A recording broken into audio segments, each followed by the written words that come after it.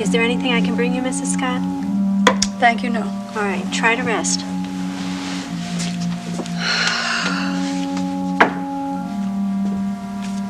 You sure I can't get you anything from the cafeteria? Hardly touched your lunch tray. Oh, no, thanks. I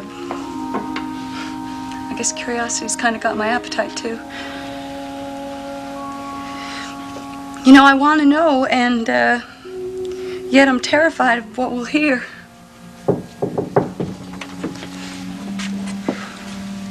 Hello, April. Is it all over in court? Well, where's Draper? He's still down at the courthouse with Mike. Oh, my God, that doesn't mean they're going to take him away right now. No, nothing like that. They just they had things to talk over. He'll be here as soon as possible. Oh, my God. Well, did Judge Oliveri pass the sentence? You mean you haven't heard? I thought it'd be on the newscasts. Oh, we don't have a radio in here. We didn't want to hear it from a stranger. Well, it wasn't as bad as it could have been. The judge took into consideration, you know, Draper's past history. And I know it's no consolation, but he gave Draper the minimum sentence allowable under the law. How long exactly is the minimum sentence? 15 years. I'm sorry, April. 15 years? That's practically a lifetime. Well, wait a second. I've got to think about parole. Yeah, that means he has to serve a third of his sentence. It's 5 years. It's practically forever. We'll get through this, April. I promise you we will. Sure.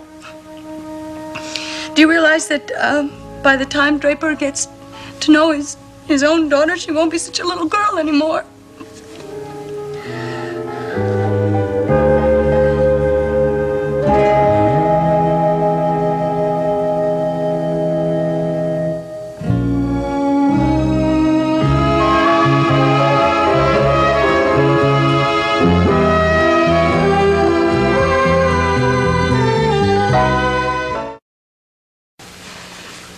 How did Draper take the news? He didn't show much emotion. He was very strong. He's a lawyer. He must have known what was coming. The judge had said forever. It would have been the same to me. How am I going to tell Julia? How am I going to tell her that her father's in prison and the whole world thinks he's a murderer? She's just 1 day old. You don't have to worry about She that still now. needs her father. I want to raise my daughter with my husband. I know. I need him, Nicole. We both need him. Look, April, this is very tough, but you're going to adjust. You have to adjust. You got a baby now to think about. How am I going to be able to think about anything else but Draper in some godforsaken prison somewhere, locked up like an animal? What prison is it?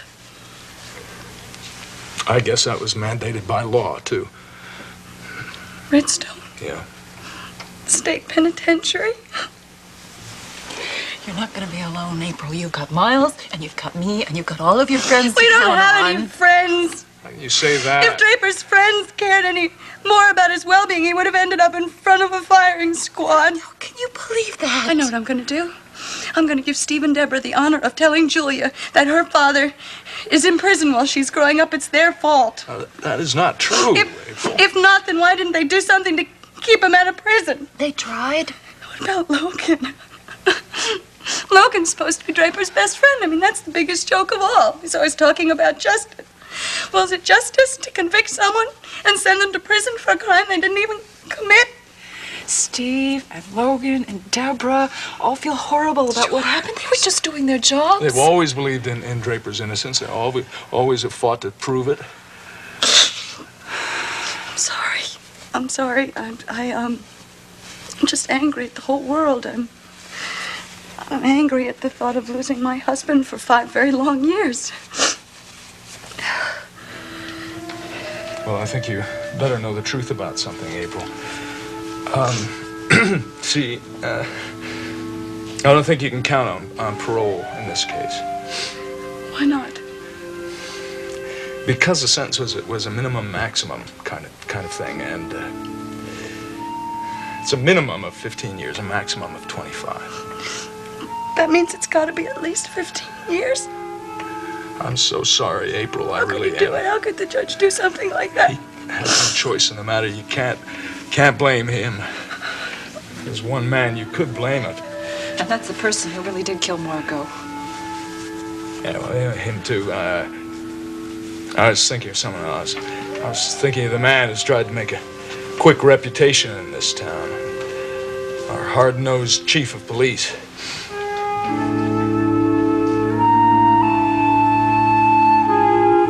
Officially, this investigation is closed. And I can't order it reopened simply because you two feel Nola Madison offered a false alibi. We have yet to get an alibi from Mrs. Madison. This little quandary might have been avoided. Guthrie, had you asked Nola Madison her whereabouts the night of the Dorn murder instead of telling her? I was so sure that it was Martha Corey I saw outside Deborah's building that night. I had no idea that there was a real woman she looked just like. Look, Steve unwittingly provided Nola with a perfect alibi, and she, being no fool, accepted it. You two still have it in your heads that the lack of an alibi is tantamount to an admission of guilt. It ain't so. She sure jumped on the alibi I gave her quick enough. That's what makes this whole thing smell bad. Considering her circumstances, it was the only wise thing for her to do. Because the truth would have put her in jail. Let's say Nola Madison does have an alibi. One that would totally erase any question of her involvement, only it's just a little bit difficult to confirm, all right? As she knows the kind of stuff you put Elliot through with his flimsy story, she probably just opted for a sure thing. Chief, I still say that there is something that she's hiding. You don't like her very much, do you, Detective? I am not her greatest fan, no. Of course not. It's a pretty lousy trick she pulled on you, pretending to be that nice old lady down the hall. Not to mention the fact that she tried to poison Deborah with barbiturates. Of course, and I'm sure you'd like to get back at her. Now, it's only human to want a little bit of that sweet revenge. You know something, Chief? You are right. You are absolutely right. And there is one thing I would like better than to get back at Nola Madison, and that is to get an innocent man out of a prison sentence. 15 years, Chief, minimum. That's kind of rough. It's the law, Guthrie. We may be committing a crime by putting Draper in prison. Look, I'm not trying to stop you two. I'd like to see nothing better than to have that decision reversed. I don't like to see nice guys get hurt. But even if you can shoot down Nola Madison's alibi, you still have to place her at the scene of the crime and figure out how she could have escaped unnoticed. All right. We'll get to that. I promise you, we will. But first of all, what we've got to do is figure out if it really was Rachel Barnes that Steve saw that night, right? Come in. Calvin, what'd you find out?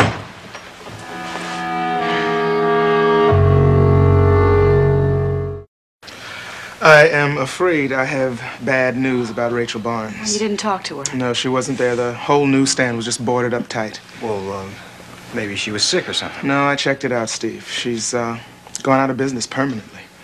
What?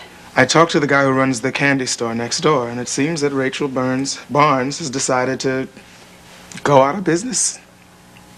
Well, the lady sure picked a funny time to go out of business, didn't she?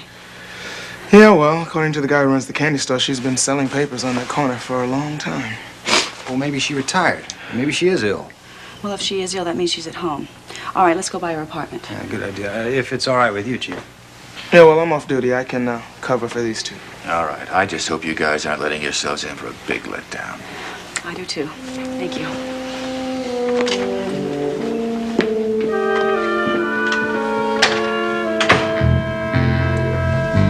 Logan, I am worried about April and her reaction to the news. Probably in shock. Can't anything be done about lessening the severity of this verdict? Judge already gave him the least sentence possible. Well, the one who's really being punished is April. Is there just some way to grant a delay of some kind to allow Draper to spend some time with his wife and child? It's a homicide conviction, Geraldine. At the most, he might get a day. That would be hard. He hasn't even asked for that. I suppose he didn't want to prolong the agony. Which reminds me, it's obvious to me that you've been suffering some pain yourself. I know how fond of him you are. Geraldine, I'm afraid to face April. I don't know what to say, except I'm sorry, which hardly seems adequate. I don't believe there's much else to say. I want I want to help her through this. Of course you do, and so do I. And maybe you can help me with that. What do you mean?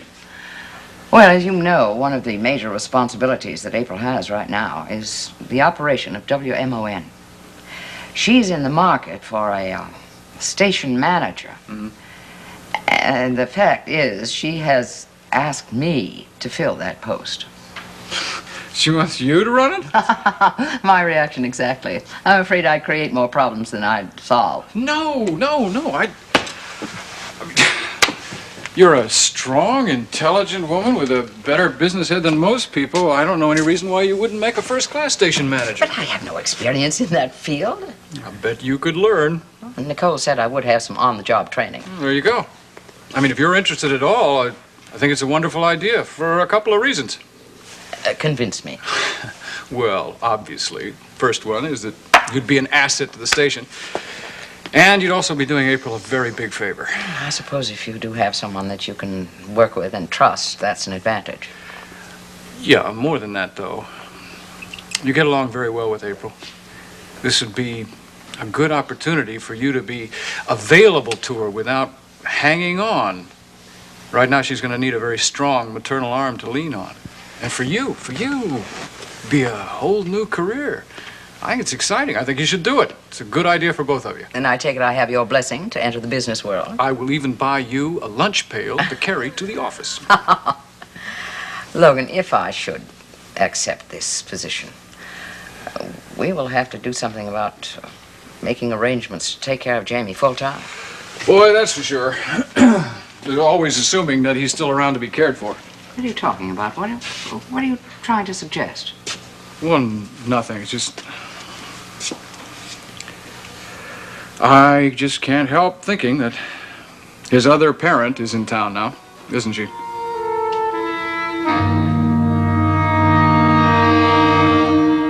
I mean, you saw the way Raven carried on the other night when she came by to visit Jamie, gushing motherly pride. Yeah, I also remember that she swallowed that pride when she asked me to put him to bed because she couldn't get him to stop crying. Now, she's a wonderful mother for 10 minutes at a time. What makes you think she'd try to take Jamie? I don't know. It's not like I believe she really wants him. It's just... Well, I know you're concerned, or you wouldn't have mentioned it. Okay. She said she came back here because she had a fight with Nadine, right? Well, there's a hell of a lot of places she could have gone other than Monticello. She was here for a full month before she decided to make her grand entrance. Without any explanation as to what she was doing during that time or why she was hiding out for so long. Certainly seems mysterious, doesn't it? Yeah, and Raven wouldn't do something like that for no reason. The wheels are turning in that pretty head of hers. Something is going on. She just hasn't let us in on what it is yet. I can't believe that she'd try to take custody of this baby. I mean, even if that were her intention, her behavior would make that impossible. Why, no court in the land would allow that. You're forgetting one little thing. In the eyes of the law, I'm not Jamie's father. But I can't see how they can make that differentiation. The facts remain that she abandoned her own child, and you are the one who's raising him. Be that as it may, a court tends to think that a child belongs with its natural parents, preferably the mother. No. Jamie and I are connected by a very slender thread. Raven can cut it anytime she wants. Then there's only one loser in that situation, and that's Jamie. No. We can't allow that to happen. Logan, I think perhaps it's time that you took the proper steps to prove that you are the real father of Jamie. I'd like nothing better than to have Jamie legally recognized as my son. Well, then take whatever steps are necessary. You mean that? Why not? Because there's only one way that I can prove that he's my son. And to do that, I'll have to damage the memory of somebody that you cared about very much. The truth about Kevin will have to come out.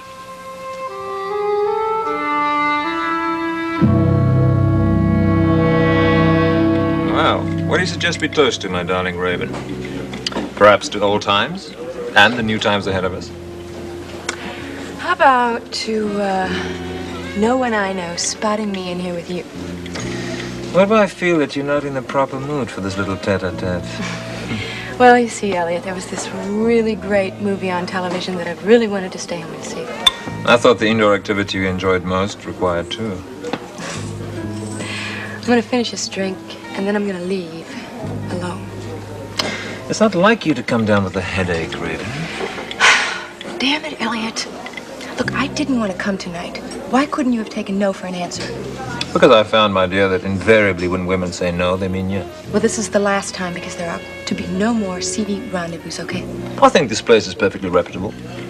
I bet you half the couples in this room are married to each other. It doesn't matter. Because the point is that I cannot be seen in public anymore with men that are not my husband.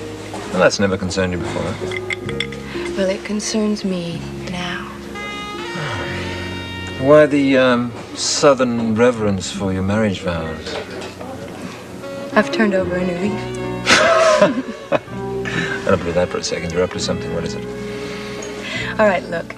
You asked me here to discuss something, so I'm listening.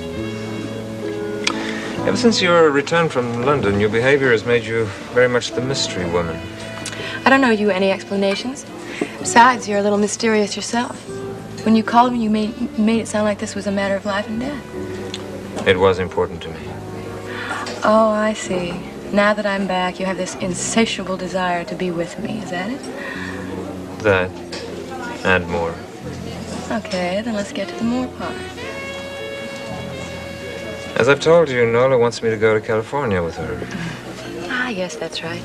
You're engaged to the lovely Nola Madison. So what do you want from me?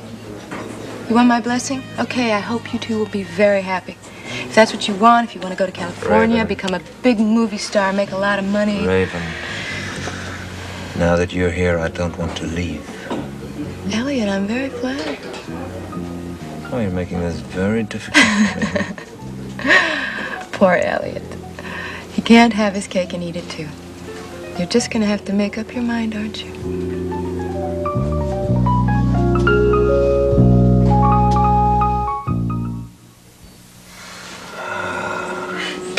Rave. Why did you have to come back now? Monticello's my home, Elliot. I had my whole life all neatly planned out. You've complicated matters immeasurably. Look, you have to decide for yourself. Don't worry about me.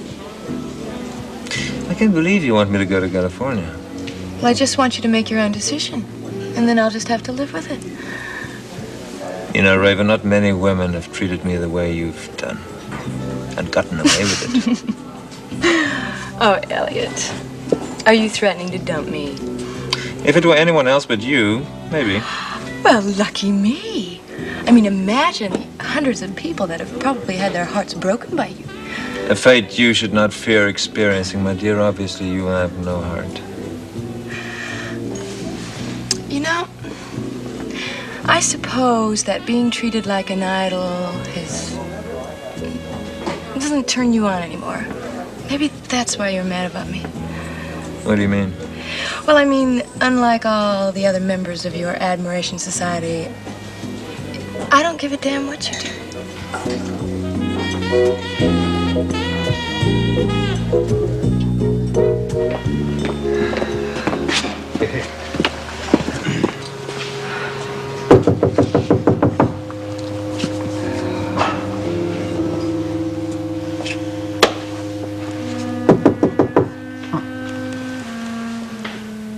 Maybe she's not home.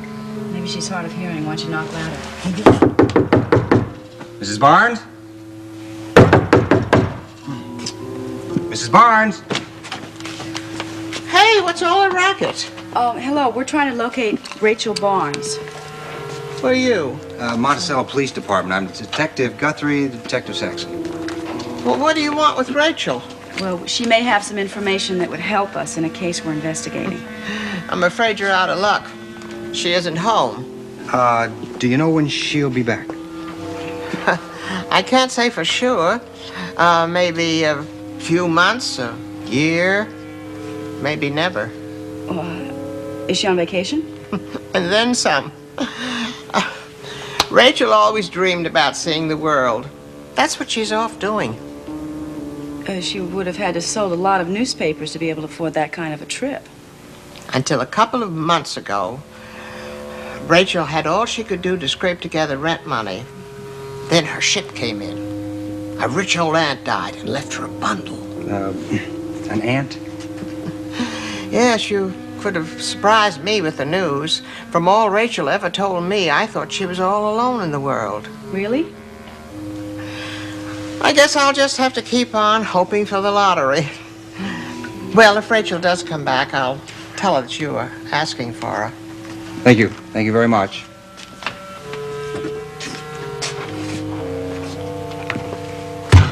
All the rotten luck. Talk about bad timing. Bad timing? Good timing. What are you talking about?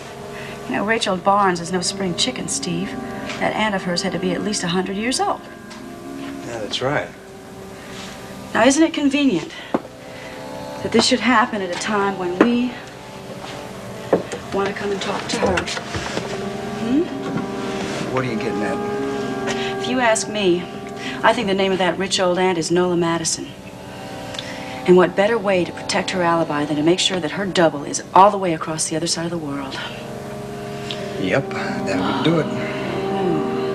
I am surer than ever that Nola Madison is involved in this.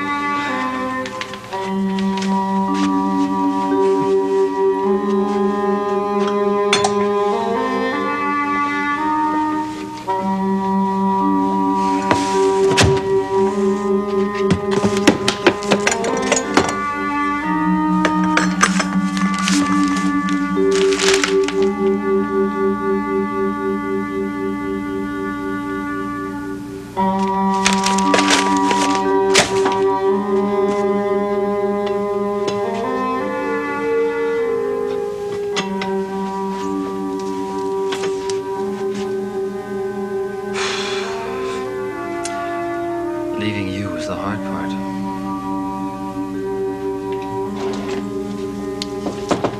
Yeah. Are you the guy that ordered the black coffee? What are you doing here? I don't know. I couldn't keep my mind on the transcripts and plea bargains and lawyer nonsense. What if I came over here and keep an old DA company for a while? Sure. My office is your office. How's it going? I can't believe this whole thing is happening. Yeah, we're all of us a little bit shaken. Life does go on, though. What about April? That's what I'm worried about, Louis. Anything I can do? Yeah. Maybe there is. Sit down for a second. You know, Swifty, the only way I'm going to have any peace of mind at all while I'm in prison is if I know that if April needs something, someone's going to be here. You know what I'm saying? Will you do it? Will you look after April for me? Will you take care of April? Of course.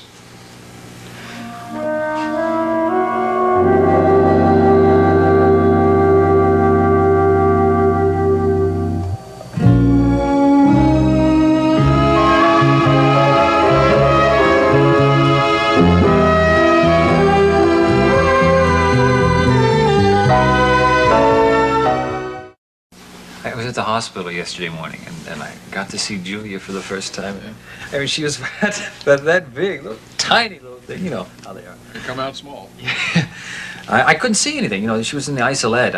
But the nurse told me. She said, "Mr. Scott, your daughter is absolutely perfect." Oh, I hear she is a very healthy baby. And with April for a mother, she's going to turn out all right, and gorgeous too. She's going to be well looked after, Draper. Mm-hmm. Julia Scott will have everything she needs except a father. She has a father. Come on, Swifty. The girl's not even going to know I'm alive. I don't want to hear this kind of talk. You know, I'm going to miss seeing her grow up, Logan. I'm not going to be there when she takes her first step. I'm not even going to be able to walk along beside her when she's trying to balance herself on her first two-wheeler. I'm not going to be able to hold her and calm her down when she's teething. Maybe you will, Draper. Maybe you will. Logan, my immediate plans don't include a prison No, break. look, I'm serious. With any luck at all, you're not going to be there long enough to memorize your serial Now, number. come on, Logan. No more false hopes, all right? You told me that you were innocent. I believe you. So do a number of other law enforcement types here in Monticello. We're going to set things to right. How? All right, how Margot Dorn was killed may still be a mystery, but that doesn't mean we're not going to crack this case. This case is closed. Not according to Guthrie, Saxon, and Stoner. They're rechecking every bit of information that we have on this thing. They're going to figure it out. Right, right. Believe it, Draper. Believe it. Nobody can live without hope.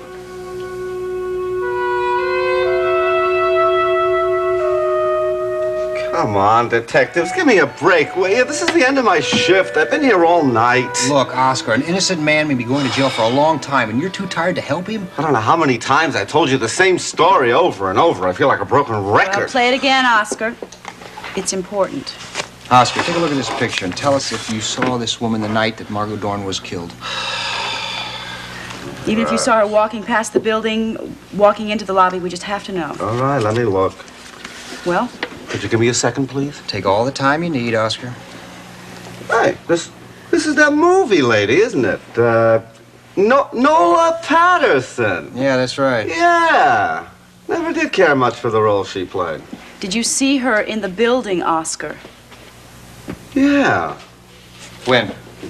It was months ago. Late summer, early fall. One of those big to-dos Mrs. Dorn gave. Yeah, I remember I kept hoping the next movie star to come in would be Raquel Welch. No such luck. Have you seen her since then? Only on the late movie. Are you sure? Positive. Now, if you could just let me have a... Oscar, have you ever seen this woman in the building? What do you have, a photo album in your purse? Hey, just take a look at the picture, okay? Oh. This one's not going to win any beauty contest, is she? Is the face familiar? Definitely not. Yeah, this is one face I would not forget. Thank you for your help. My pleasure. I don't know why you're still asking me all these questions. I mean, they did find Mr. Scott guilty of killing Mrs. Dorn, you know. We know, Oscar. Morning, Oscar. Oh, Dennis, are you a sight for bloodshot eyes? Now, I can go home. Oh, get some beauty sleep. Good morning, Dennis. Oh, morning. Hey, wait a minute. Did something else happen in this building during the night? We're doing a follow-up on the Dorn murder. Oh. Dennis, take a look at these two pictures. Are they familiar? Ooh. These two ladies are both strangers. Sorry. Dennis, you are supposed to announce every visitor when they arrive, correct? Right, yeah. I mean, heaven help me if I don't. Now, on the night that Margot Dorn was murdered, do you recall at any time during your shift announcing the name of Nola Madison? Nola Madison. Oh. No, I don't. Are you positive? Well, it was my first day on the job, you know. So I really paid special attention to everything that was going on. Hey, look, I'm really sorry. That name just isn't familiar.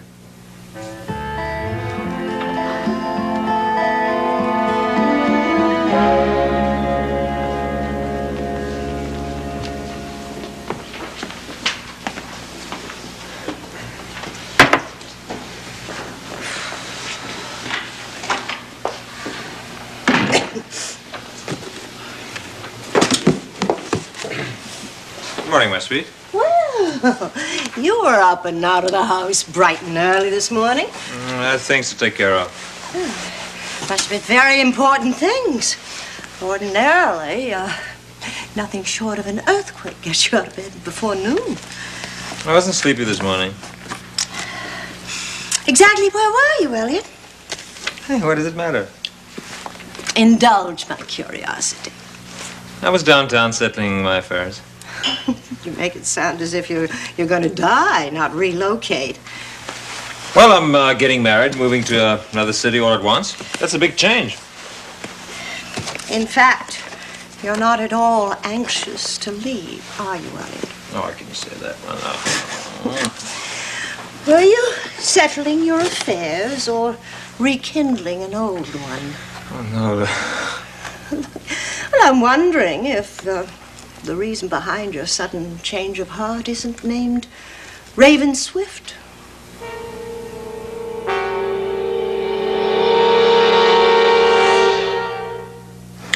You're picking up where the two of you left off, aren't you? No, love, please. This jealous mood doesn't become you. Well, ever since Mrs. Swift returned from England, your enthusiasm for Hollywood has been diminishing. Nonsense. Well, you have seen her since we've been living together. You don't deny that. Only once, Nola. The night of poor Margot's murder. And all we did was talk. I told her then that I was involved with you and I didn't want to see her again. I wish I could believe you. You are a cad, my darling. I know that only too well. So that's why you want to take me off to the West Coast, huh? You want to put half a continent between me and the other woman? Hardly. Elliot, you will notice seconds after our plane lands that beautiful young women are indigenous to Southern California. I have heard rumors to that effect. Taking you to L.A. is like inviting the bull into the cow pasture. What if all the temptation is in the offing? Why aren't I the one who's champing at the bit instead of you? What's the point in staying? We're film actors. California's where pictures are made. Yeah, but somehow it seems to me that you're not so much hurrying off to L.A. as fleeing Monticello. What makes you think that? I don't know. This rush you have in leaving. Are you sure there's not something worrying you, honey? Certainly not.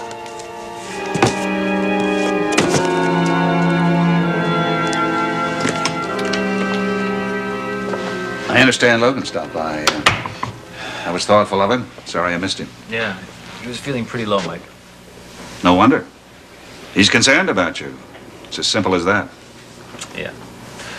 Mike, I've recorded some notes on this for Anna to transcribe for you. It'll bring you up to date on my current cases. I'll go over everything carefully, Draper. Yeah, thanks. You know, it's ironic. What is? Well, I would always imagine that you and I would have this conversation, but it was going to be because I was going off to New York, Mike. I was going to take that job with Seward, Paxton, and Whiteside. Yeah, I know. And it's because of that job that I'm clearing out my desk, going to prison. You know, if Margot hadn't interfered with that job, I never would have gone to the apartment, and none of this would have happened. It's hard to believe, Mike.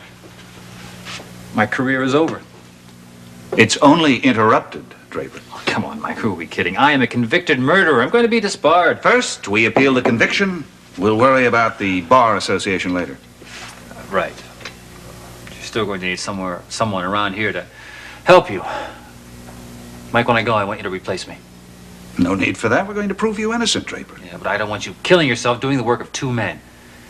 It's not going to help if you do that while we're sitting around waiting for a miracle to happen. In case you've forgotten, Mr. Scott, I'm the senior partner in this firm, and I'll do what I think is best. Yeah. Mike, there's something I have to tell you. I've never said anything like this before. No speeches, Draper. Let me finish, please. I love you and Nancy, Mike. You're like my family. Thanks, Draper. You know, we feel the same about you. Whatever I've become, either as an attorney or as a man, Mike, it's because of you. Oh, no. No, you made yourself a fine attorney. Mike, 3 years ago, you took me into this firm. You let me work with the best. It's never a one-way street, Draper. I've learned a lot from you. just want to say thank you. Not just for being a partner or a teacher, but for being my friend. I don't know what to say, Mike. I hope what's happened here won't change what you and I had before. Not a chance, Draper. Mike, I feel like I let you down. Are you kidding? If anybody feels sorry about what's happened, it's me. I never walked into a courtroom wanting to win a case so badly as I did yours. Mike, you did a hell of a job. Yeah, I tried. But it wasn't enough.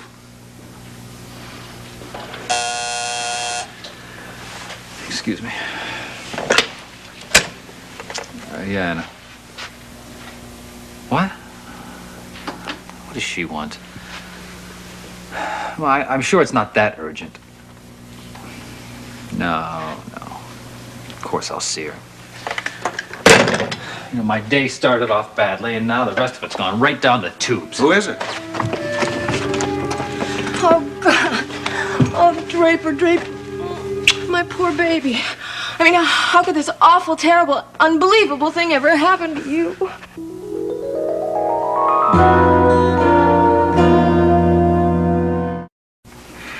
Oh, baby. I mean, my heart just goes out to you. To think you're going to be locked up in some godforsaken prison for years with who knows what kind of element. Sure, there'll be criminals. Well, I know. And I've heard about what that kind of element does to a person, Draper, and you just have to promise me that you won't let that happen to you. Well, I'll do my best, Raven. If you'll excuse me, I've got some work to do. Oh, no, Mike. Please stay. Raven's going to be leaving very soon. Oh, hello, Mr. Carr. Oh, you were so wonderful in the courtroom. I'm really sorry that things didn't turn out differently. So am I. Look, I realized that I gave Elliot Dorn his alibi, and well, I felt terribly guilty about that. But what could I do? I mean, Draper, look, when he called me up and he told me he wanted me to go on the stand, I didn't know what to do. It was very difficult for me to tell the whole world that I spent my evening in my hotel with Elliot Dorn. And of course, we were only talking, but, well, I'm sure people think otherwise. Oh, I'm sure. Draper, if I had realized that by clearing him, I was getting you into more trouble, I would have kept my mouth shut. Now, why would that have any bearing on the matter? Because I would much rather see Elliot Dorn in jail for murder than Draper. Well, right now, Dorn is free and clear, right? That's right, and you should be too. Draper, look. No matter how much incriminating evidence they had against you, I don't believe for a second that you bashed in that poor woman's skull. Thanks for coming by, Raven, but I'm afraid you caught me at a bad time. I was just on my way out to see April. April's what I came to talk about. I think that we should have a little discussion about her. We should discuss her? Yeah. So you're going to be gone for a long time, and April's going to be desperate for somebody. She needs somebody to look in on her, sort of like take your place. Yeah, go on. Well, I want to be that friend, and I want your blessing. You're kidding. No. I've never been more serious in my life. Raven, I appreciate the thought, but I've already made other arrangements for people to look in on April. Oh, please, Draper, it would mean so much to me. I could make up for all the terrible things I've done for you. Now, look, Raven, if you have any guilt, go see a shrink, but stay away from April. She's my friend. You couldn't care less about April. I do, too. Why do you think I gave her my son to raise? Because she wanted to be a mother. You dumped Jamie out because it was the most convenient thing for you to do. That's not true. I want to help. You're the last person I want helping April. Now, did you hear what I said? Stay away from my wife. Well, that's gratitude for you. Look, I came here in the spirit of friendship. April Scott is a grown woman, so we'll just let her decide who her own friends are. Do me a favor, Mike. Anything. When you're looking in on April, make sure that Raven isn't hanging around. The last thing I need is to worry about that one messing up April's life even more. It'll be a pleasure, Draper. I don't care how you do it, Mike. Just keep her away from April.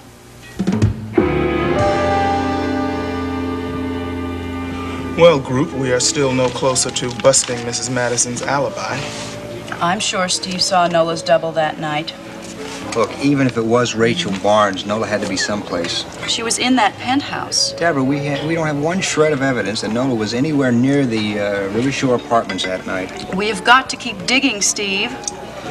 Yeah, and what about motive? It was the same as Elliot's. The only person standing between them and marriage was Margot. You know, group, there's one thing that we're overlooking here. If Nola did kill Margot, how did she get in or out of the apartment without being seen? Nola was a master of disguise. Maybe she dressed up as an end table and waited till the coast is clear. I don't think I present that theory to Chief Mallory. Well, she was a witch. Maybe she jumped on her broomstick and flew off the terrace. What you guys been doing, watching cartoons? You know, that might not be as crazy as it sounds. Might not be, huh? No. You know, that sounds really good. You've just given me a wonderful idea.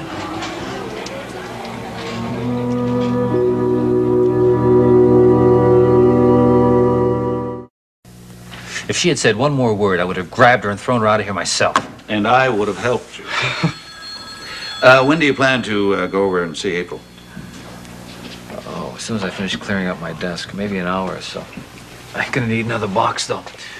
I left some out in the hall. Hang on a second. Let me go out and get them. Okay.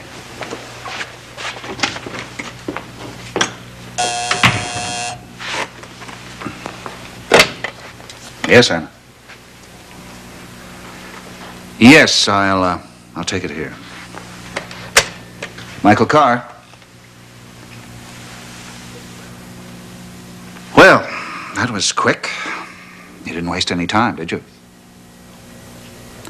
No, I understand. All right. Goodbye.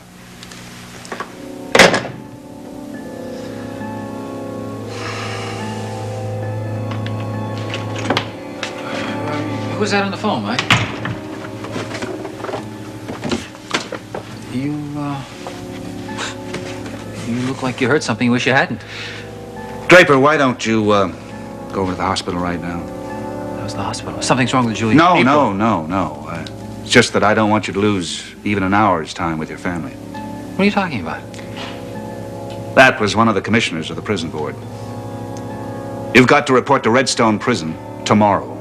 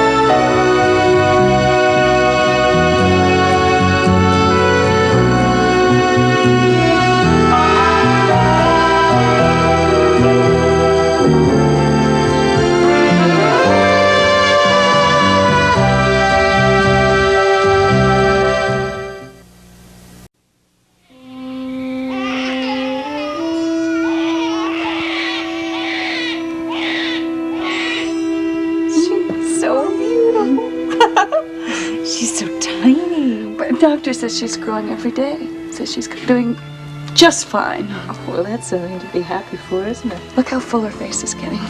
Can you see it now? I mean, can you see the resemblance now? Well, I think so, yeah. She is going to look like Draper. She's got his eyes. His warm, beautiful eyes. Nicole, how am I going to do it? I'm not going to be able to look into Draper's eyes and hear him tell me about how much he loves me. Oh, yes, you will often. But through a wire screen, it's not exactly the same thing. Or I'll look at Julia, and I'll see his eyes in Julia. It'll make me want to cry. He's coming by this morning, isn't he? Yeah, he should be on his way right now. Yeah, Mike. I'm going to be leaving here in a few minutes. No, I'm going to stay at the hospital. There's no need for me to come back here anymore. Fine. They can reach me there then. I'll meet them anywhere they want me to. All right, Mike, thanks. Bye.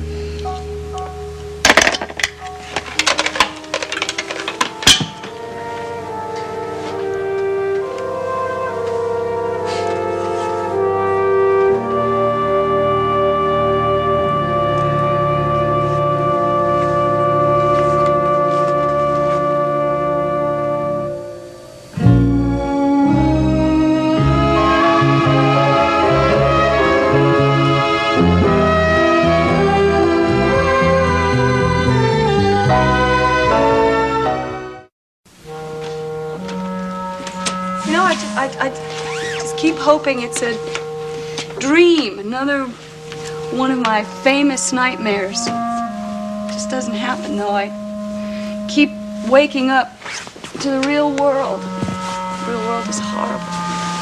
Yes, I agree with you. Most of it is right now, but not all of it. I mean, not the world we just came from. No, I know that. Nicole, I take a look at her and I get this sudden surge of joy. Only lasts a couple of seconds before I start feeling guilty. Guilty?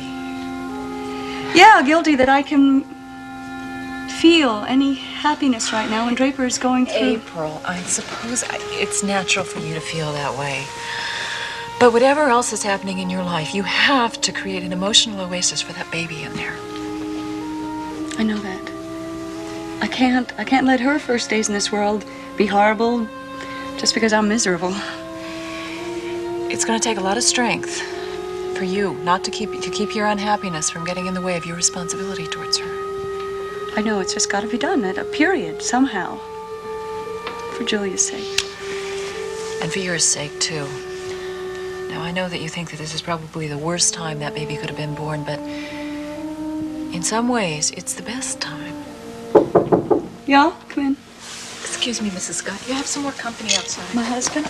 No, some friends. A blonde man, a good-looking redhead woman.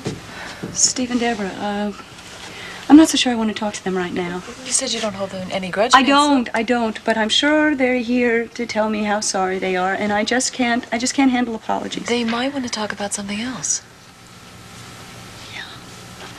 Excuse me, nurse, could you please tell them to come in? Oh, sure. Thank you. Deborah, hi. Oh, hi. Hi. April, hi. How are you doing? This is for your baby. Have you seen the baby? No, not yet. Oh, well, you probably can't really see her. You know, she's a tiny little thing. She's in an isolette. Hey, you know, I have been telling April not to give up on Draper. That there's a lot of hope that the police will find the real killer. Don't you think I'm right? Well, that's exactly what we think, Nicole. As a matter of fact, that's why we came over here to talk to April. You did you find out something new? Make some progress? We don't have any answers right now, but you know that we haven't stopped working on this case. I hope not. April, do you remember hearing about Nola Madison's alibi? Nola Madison? Yeah. Steve saw her somewhere downtown at the time of the attack. Yeah, well, I thought I saw her outside of Deborah's apartment that night. But now we're beginning to think that maybe there's somebody else. Well, what do you mean? Well, it's a long story, and right now it's not the most important thing. The important thing is that Nola Madison no longer has a legitimate alibi for that night, which means she is back on the list of suspects. Oh, my God, that's fantastic. No, wait a minute, April. It doesn't prove that she did it. As a matter of fact, we can't even prove that she was near Margot's apartment. Well, do you have any ideas on how it could have been done? No, we don't know that yet, but we figured we're going to follow this lead and let it take us wherever we can go with it. That's why we need your help. Well, what can I do? I mean, you know, I'll do absolutely anything. Just tell me. April, we want to check through Margot's penthouse again. Maybe there's something we didn't think of before. Some evidence. It's a long shot, but it's all we got to go on. Well, I don't have the keys with me. Well, could you arrange for us to get them? Sure, I could call the doorman and have him let you in. So anytime today. How about right now? Of course, sure.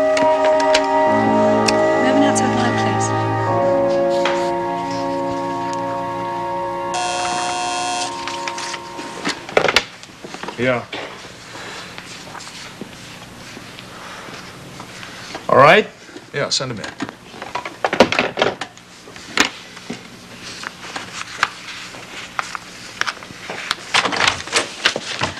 Well, Hello, Derek.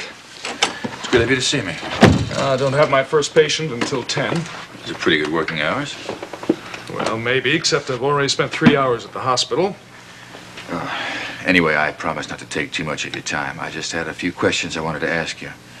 First of which is, how are you? That's a doctor's question, Chief. Well, it's also a police chief's question when it's addressed to a professional consultant. Is this a professional call? Well, I know you said you weren't interested in doing any more forensic work for the department. But I also remember that when you said that, you were under the influence of this water cooler. So I've come back to see if you've changed your feelings about this and about other things.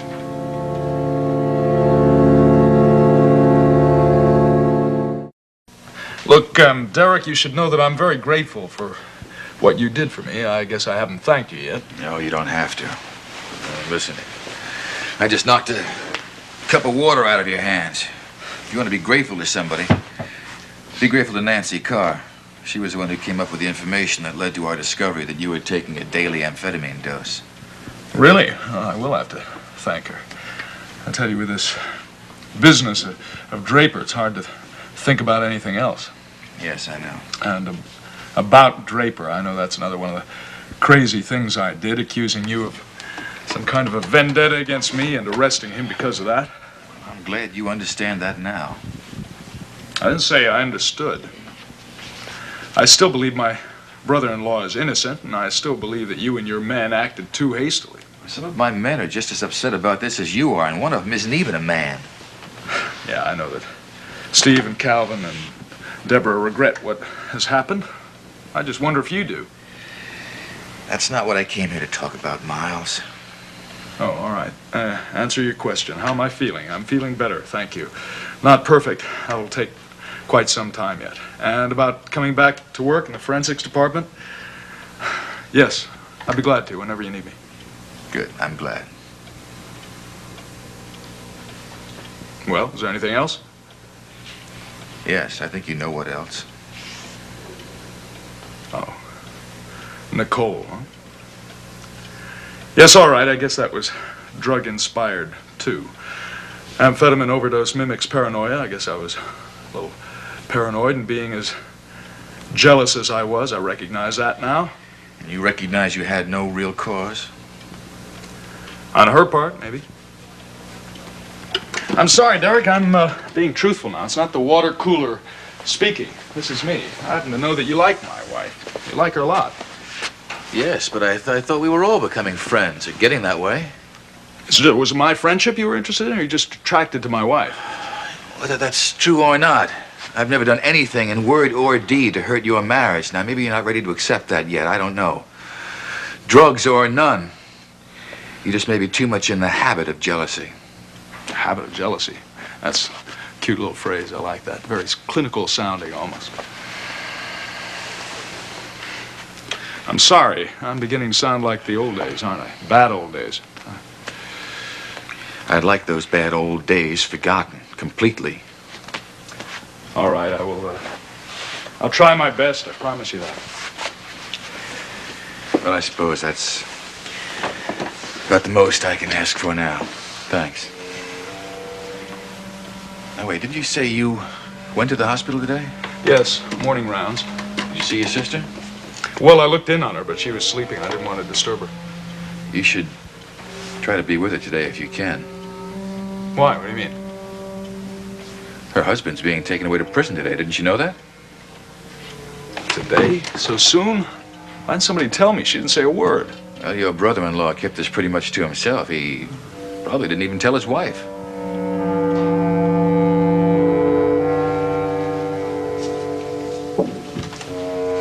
This really is your busy day. You've got 2 more visitors. April. Geraldine, I didn't expect to see you today.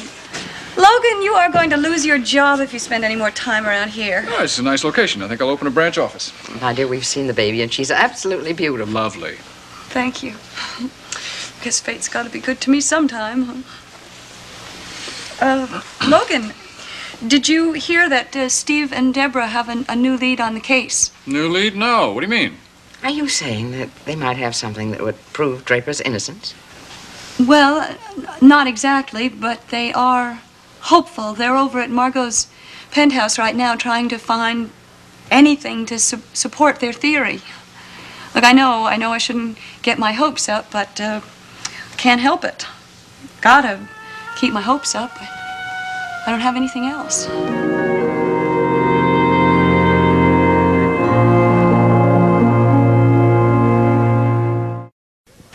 Well, I'm glad you told me about this. Deborah was supposed to keep me up to date. I'm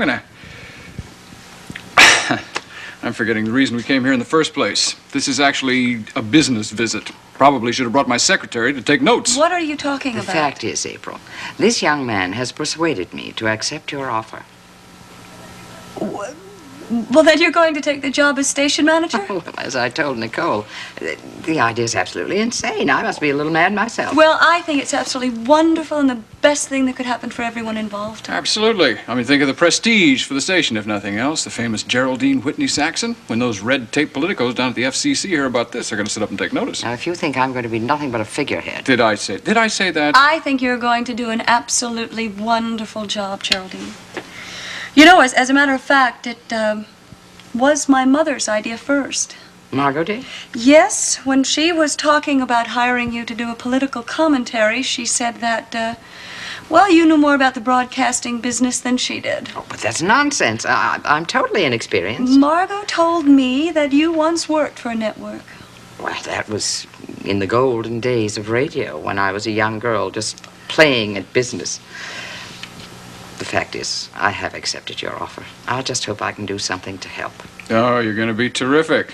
I mean, if anybody's going to be upset, it should be me. I'm losing a first-class babysitter. I'm going to make the sacrifice, no matter how much Jamie complains. April, I want you to know that one of the main reasons I accepted this offer was because of you.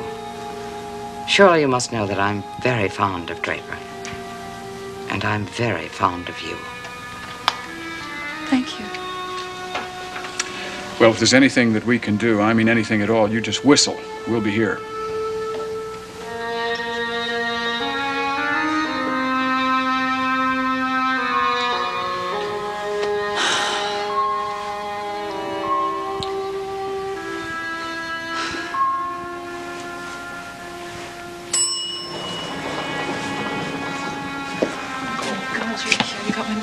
No, I didn't get the message. I didn't even plan to come back to the hospital at all. I didn't know what was going on until a few minutes ago. About Draper leaving today? Yeah, Derek Mallory told me. Derek?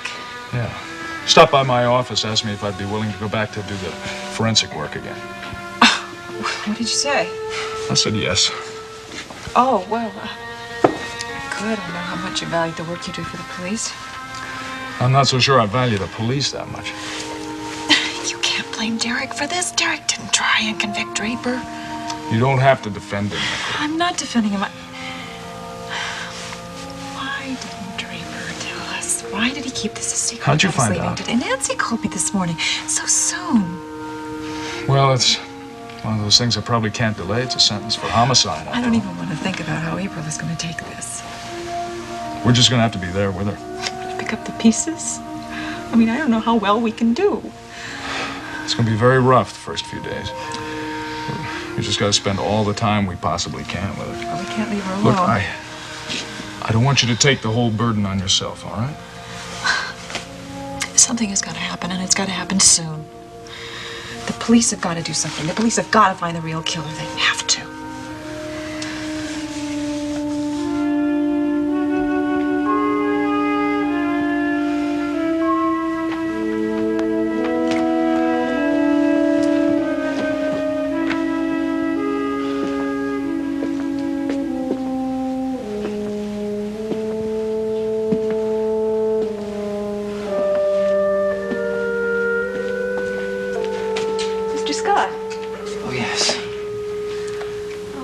Would you like to see the baby again?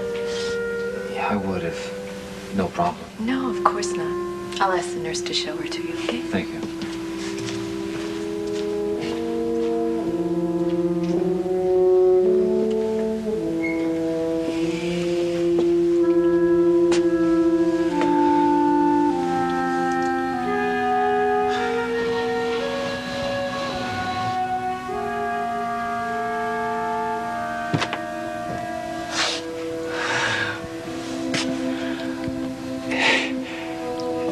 Hello, Julia. It's your dad. Wow, look at you. I can't believe it. You're so big. I mean, you're growing right before my eyes, practically. Last time I saw you, you weren't even as big as a minute. Now, look. You're going to be a perfect replica of your mom.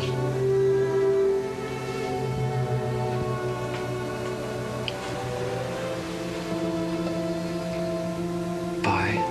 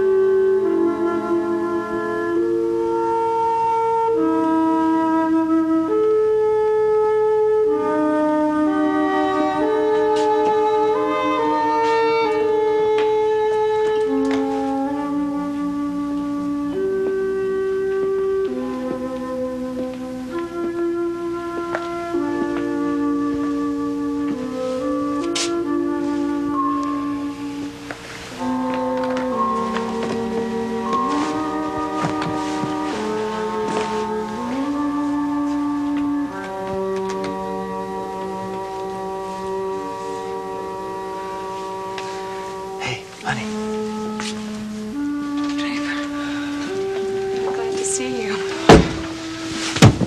Oh, I've got some wonderful news for you. Listen. Here are the clothes you wanted. Thank you. Listen, Steve and Deborah were here today, and they've got a new lead on the case. They think that Nola Madison had something to do with it. That's terrific. Well, why don't we sit down? We have to. Well, no, I'm too excited to sit down. I know I shouldn't get overly excited, but, oh, by the way, Logan and Geraldine were here today, and Geraldine's going to take the job at the station. Isn't that wonderful? That's good, honey. Yeah. I saw the baby this morning. Isn't she beautiful? So did I. Just now. You did? Why didn't you wait for me? I was walking through the hall, and the nurse stopped me, and she said, "You want to see the baby?" I couldn't resist it. Did you see her? I mean, look, she was so tiny before. Now she's growing so big. Do you agree with me? That she looks just like you? I was going to tell you that she's going to be a perfect spitting image of you. Oh, no. Oh, no. She's got your hair. She's got your eyes. Just wait and see. Yeah? Excuse me, Mr. Scott. Could I see you for just a moment? Sergeant, could you wait outside? I'll be right out. What are you doing here? I'm Sergeant Dwyer, Mrs. Scott. What do you want here? Well, I've been made a deputy by the court. It's my responsibility to escort your husband to the state penitentiary. April. Oh, my God. I tried to tell Now? you. Right now? I'm sorry, ma'am, but, well, we have to leave right away. They've moved up the train schedules because of some very heavy flooding upstate. You're going by train? Yes, ma'am. I'm sorry, we do have to leave. Look, Mrs. Scott, it's not going to be as bad as you think. You can visit your husband every Sunday. It'll be all right. I mean, we'll be in touch, I promise. Don't worry. Mr. Scott? I have to go.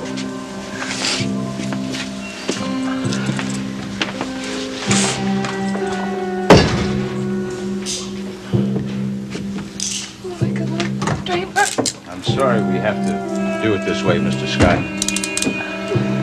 Draper, the silver bracelet.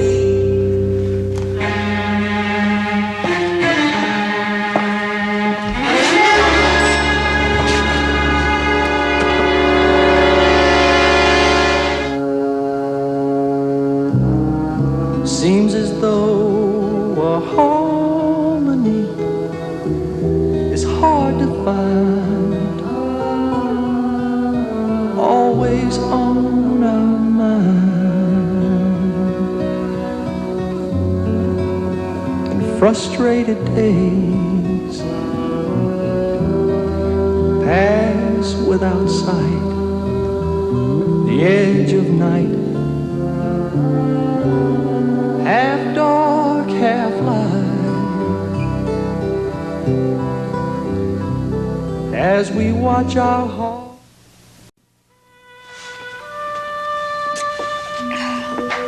Thank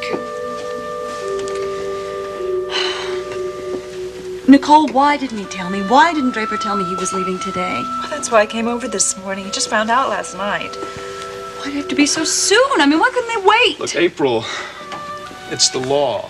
That's all. In cases like this, I mean, after all, it was a conviction for homicide. They impose a sentence right away. What were they afraid of? That he was going to go kill somebody else? Or that he was going to run away? You know what makes me really angry is that they didn't give him time to really say goodbye. Well, it was something about the train, and apparently there's just terrible weather upstate, and all the schedules had to be changed. Oh, wow, they really have to stick to their schedules. I should have guessed it. I should have realized what the train meant. Why? What do you mean? The train, in my dream, the whistle. I should have realized that it was the sound of the train that was going to take Draper away from me. April, listen to me. That train travels two ways. And with any luck at all, it will bring Draper back home again very, very soon. Miles, what happened was almost exactly what happened in my dream. What do you mean? Well, the man in the room. Well, I told you about Sam Dwyer, didn't I? Yeah, you told me about Dwyer. He's the one that showed up in the courtroom every day. Every time I saw this man in the courtroom, I was frightened, and I didn't know why until I understood that he was the man of my dream. April, you could have put anybody's face on that dream figure. Miles, I know he was the man in the dream. And now I understand what it all meant. The man, the train whistle, and the silver bracelet.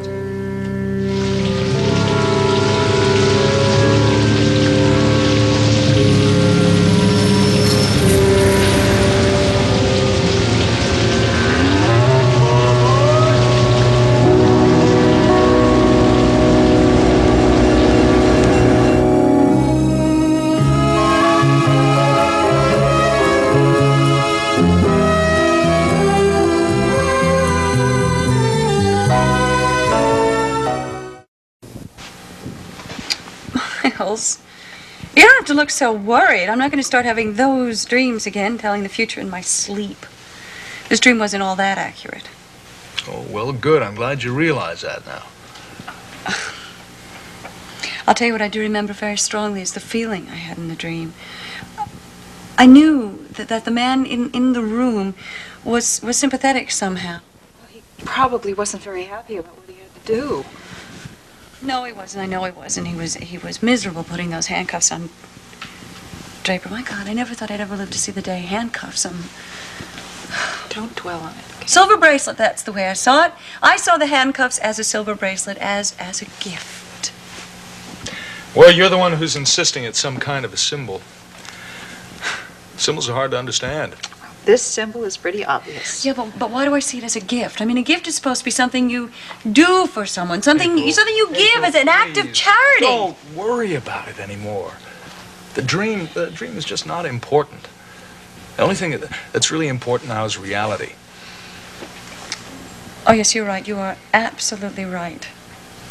My reality happens to be that my husband is on a train heading for prison, and I don't know when I'm going to see him again. Listen, you're going to see him soon. It's just as soon as you can travel, you can go upstate. Visiting hours are every Sunday at 1. We can all go up together as soon as you're able. And that is going to be my reality. Visiting my husband on Sundays, waiting for my daughter to get old enough so she can come with me to visit her daddy. Her father will be a person she sees once a week, dressed up in a prison uniform, in a room with a whole bunch of other men dressed the same way. Do you have any idea the impression that she's going to have of Draper, her own father? Don't torment yourself. I'm only thinking of reality, Nicole. Well, that wasn't the reality I was talking about. What I meant was a very real possibility that the police will come up with a solution to this crime. That's right. You were so excited about that this morning. The same thing. Steve and Deborah's new theory. Nicole, I was excited about it. But that was a theory. The reality is that my husband is on that train now. He's on his way to prison. How am I going to do it? How am I going to go to sleep at night knowing where Draper's sleeping? How am I going to wake up in the morning alone in an empty bed, in an empty house, an empty life? You know, this would all make a whole lot more sense if we knew what we were looking for. Keep an open mind, Calvin. Remember, the first principle of a smart investigator is an open mind. Yeah, but the place has been searched already. I mean, every inch of this apartment has been gone over and examined for because- something, or at least dusted for prints. That's because they were not looking for what we're looking for, which is anything that will give us some indication of Nola Madison's presence. And what happened to the first principle? Okay, so I don't have such an open mind, but I truly believe she was here. Too bad the doorman can't confirm that. Well, he was new on the job. You can't expect him to recognize anybody. Yeah, I guess if Nola was going to come up here and bash in Margot's head, she sure wouldn't leave her real name downstairs. Well, she could have used a stage name. Of course. Why didn't we think about that before? She could have called herself Nola Patterson. Hey, how about this? Found it behind a bar. Maybe it belongs to Nola. Yeah, I wonder how we go about finding that out. Maybe we can just call Mrs. Madison and ask her what shade of lipstick she wears. I doubt Nola Madison would leave a tube of lipstick here. Besides, it doesn't look like hers. She wouldn't wear this shade. Now I know why we need female detectives. Does anybody have the feeling that this is hopeless? Oh, come on, Steve, don't say that. Besides, what else can we do? Well, we could give Mrs. Madison this degree. Just kidding. Right now, we don't have the right to question this woman about anything. This case is officially closed. Listen, guys, pretty soon we're going to have to go 2,000 miles if we want to talk to Nola Madison. What do you mean? She's going to be leaving pretty soon. No kidding. Yes, she and Elliot both are leaving Monticello. That's right. Poor Draper's going to be on the train leaving for prison. Yeah, well, that's going to help us out a lot. I mean, if we do find something incriminating, we won't even be able to ask her about it. Yeah, if we find something. Steve, will you please stop being so discouraged? And we got to have hope about this thing. We've got to go with this as far as we can. Maybe we already have. I mean, look, what do we have on Nola anyway? The possibility that it wasn't her outside your apartment that night. The possibility that she paid Rachel Barnes off to get her out of town. The possibility that she was in this apartment the night that Margot was assaulted. Well, whoever did it from this spot right here. I mean, they took that poker, they hit her on the head, and then did what? They left because Draper was coming up on the elevator. Yeah, but left how? God, I wish I knew. The only other way out is that way. It's right back to the beginning, doesn't it? Here's something. I would like to go take a look in Margot's bedroom. What for? I don't know yet.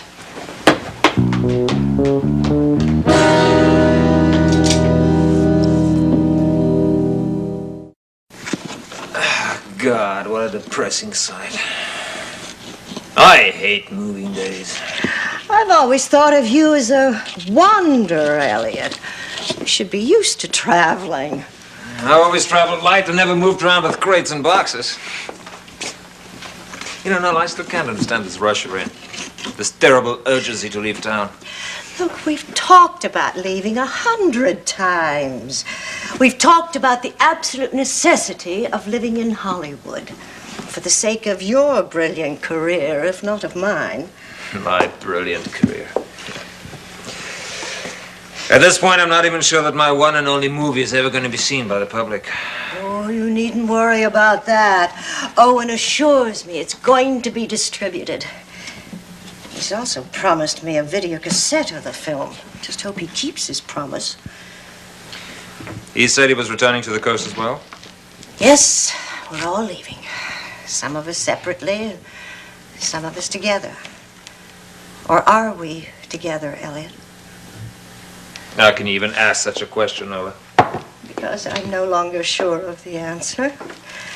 Because it seems painfully obvious that you don't want to follow all these crates and boxes to Hollywood. It's not that I don't want to go, Nola. It's just that I'm not happy with this inordinate haste. All right. If you must know, there is a reason. Well, at last. Look, I'm worried about something, Elliot. I can't help it. I'm worried by the threat that man made when he was here. Chief Mallory. What threat? Oh, it's about this practical joke I played on Deborah Saxon. It was only a joke, of course, and completely harmless, but she is a police officer. And the police are very touchy about anything that affects one of their own. Yeah, but seeing there was no crime committed. Oh, you can be sure Chief Mallory will invent a crime if he has to. He'll find something illegal about what I did. And the consequences might be very unpleasant. I see. So, what it amounts to is that you're running away. We were going to leave sooner or later, weren't we? The trip was planned long ago, Elliot. Our trip, our new life in California, our new beginning. Our new beginning. What are you thinking about? California. Are you sure? Thinking about all those Hollywood rolls that will start rolling in. You weren't thinking about her? Who? You know who. That blackbird of unhappiness that decided to fly back into your life. Not into my life. She has never been a part of my life. You're a part of my life. And that's what you're gonna stay. If the police don't get you first. Don't say that. It isn't funny. Just isn't.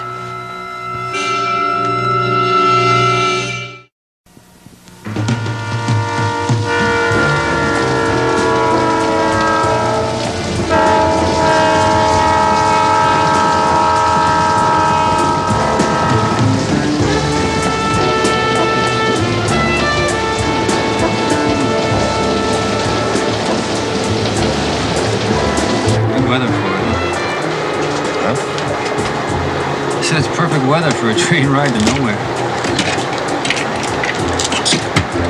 I'm glad it's a rotten day. I get to go to prison on a nice sunny day. Sunshine today would be too ironic.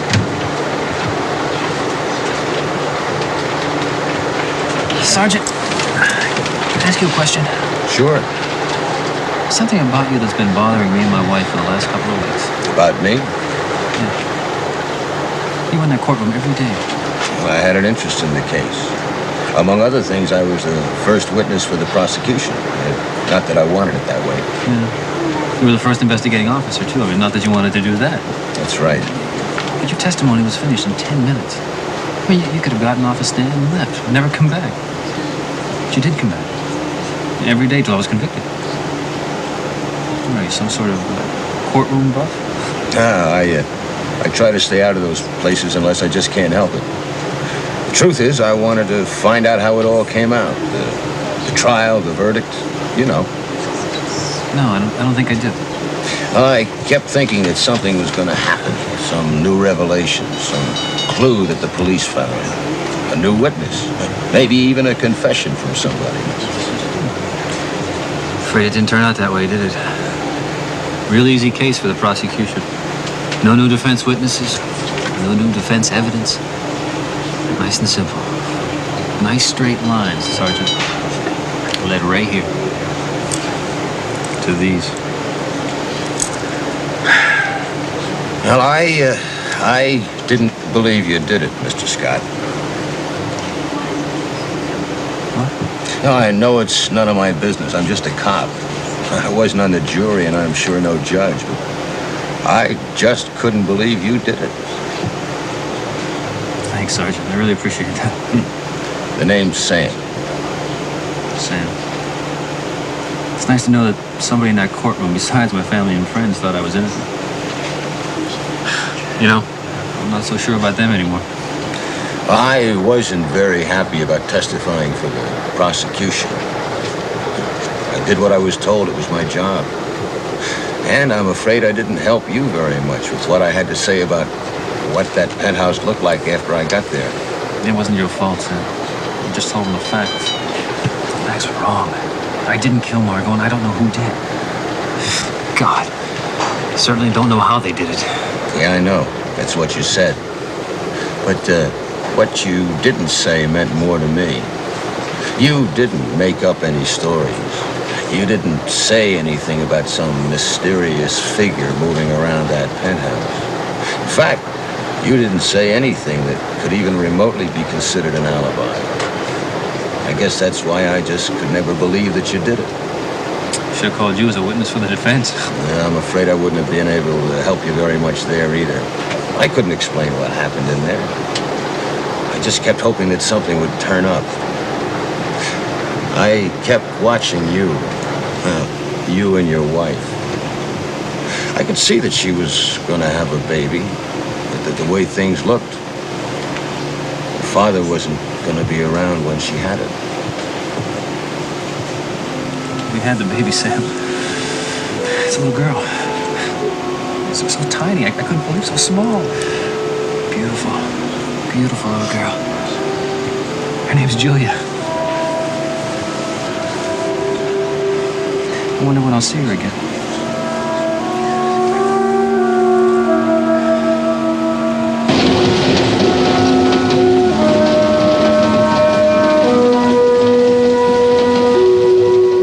This is becoming ridiculous. We've gone through every drawer, every box, every closet. I don't even know what we're looking for.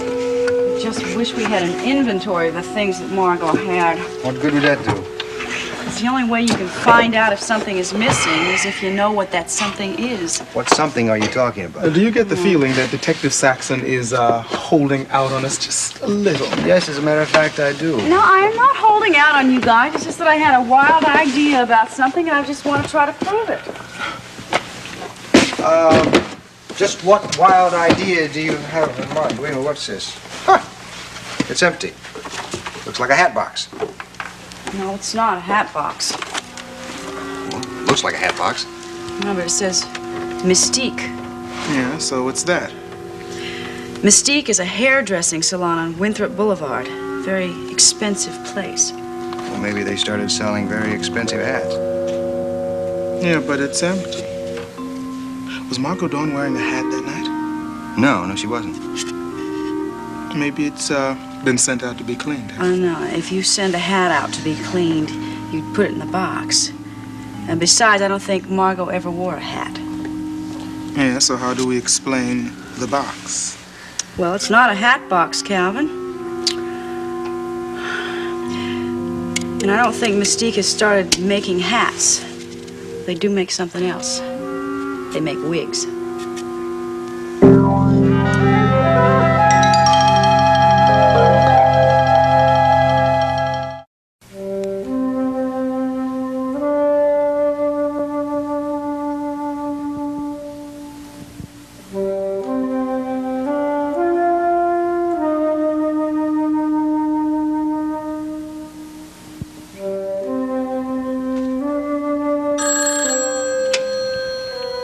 Hello?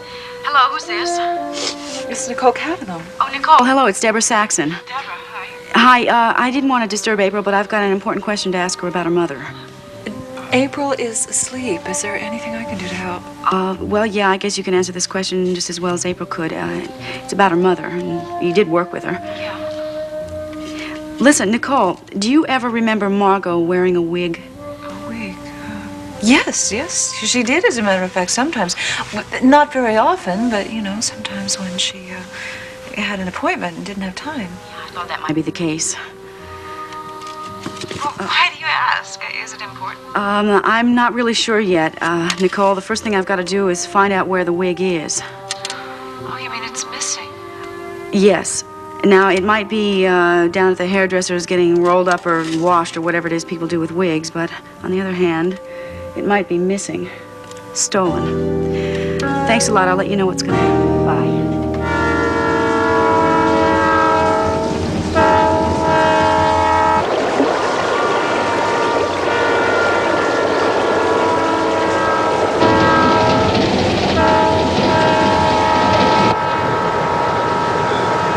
Stop raining. The river out there looks like it's going to overflow its banks.